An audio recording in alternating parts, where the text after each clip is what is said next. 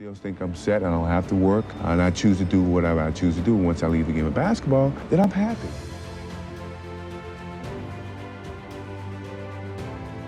I just felt that it was unfair, that I was being considered a criminal for doing something that is not illegal. Gambling is legal, and betting is legal. For what I bet, yeah, it's a little bit more than I wanted to lose.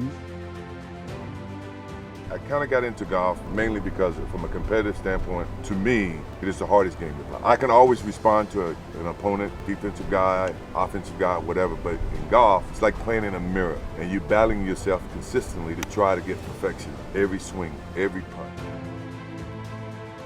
Responsibilities were, and I lost. My family's not starving. My wife, if I had a problem, would have left me, or certainly would have came to me and said, hey, seek help. My family, my mother and father, who we're close-knit people. A competitive person like me, this is what keeps me sane, because when I walk away from the game of basketball, that was enough to keep my competitive juices working. Now when I don't have that game, this game, and it even drives me crazy then. Now I go fishing because I got to show patience in fishing that's going to be related to golf. I mean, I didn't bet to lose, but I lost it, and I paid off all my debts. I didn't want to go to NBC or anyone else and let them know, hey, I lost $500,000. I'm going to pay it this, I'm going to pay it that way. I thought I was taking care of what my responsibility was.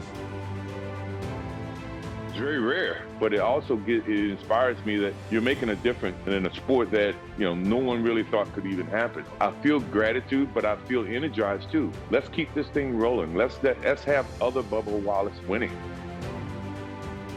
Conversations with some of the players, if I can put it in the most simplest terms, is that you have to give up bits and pieces of who you are for the benefit of the team, and that can be something so simple as either response, support, spending time, having lunch, dinner, either way.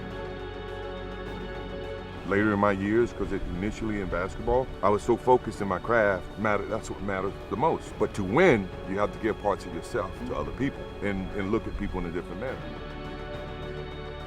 From when I was a kid, when I was born, up until where I am now. And if I ever had a problem, they never had a problem telling me that I had a problem. So they never came to me and said, hey, Michael, you got a gambling problem. Or my wife never said, and she's the chief of finances in my household. She knows what comes in and what leaves. And she never said, Michael, hey, you got a problem.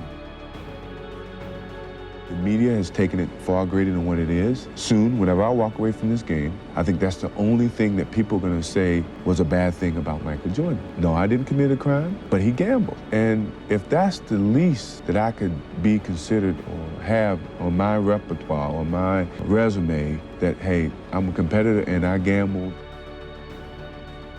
Our defense held strong. Defense wins championship. I think that was very obvious. We banged the boards very hard. When you're shooting that bad, then you have to go to the boards. And gave ourselves many opportunities to shoot the basketball. And it was a hard-fought victory. It's about heart. And I think we saw a lot of heart out there on the basketball court. Our bench came in and gave us some big lift. Judd Bushley hadn't played all playoffs, maybe the blowout game here in Chicago, and he came in and gave us some great minutes. And Steve Kerr finally found his range and extended the defense. So, it was a great effort. It was truly a championship type of team in terms of just trying to find ways to win and making it happen. Fighting for rebounds and just trying to get the ball and control the tempo of the game. And I was tired, and that's what it was. Today was just lay everything on the basketball court. Tomorrow we can rest. Today we have to win. And whatever it takes to win. If that means shooting 38% and 59% and out rebounding this team on the boards and controlling, defense, that's what it took. That's all that matters. Sure, I'm pretty sure people are going to say, well, I heard a question just a few minutes ago, is some of the swagger about the championship team gone, lost in this series?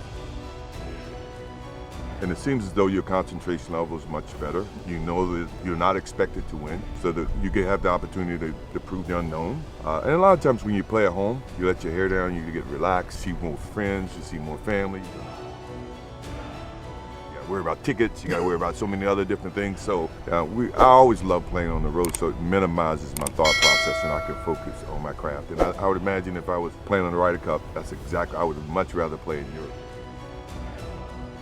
over $1 million, to lose $300,000 is easily acceptable from the public. But to say he lost 1.2, then the public's gonna look at it and say, oh, God, that's a lot of money. So that's a 1.2, maybe he does have a problem. But I think that was one of the reasons that the numbers were thrown up there. But either way, I felt I was betrayed by this individual.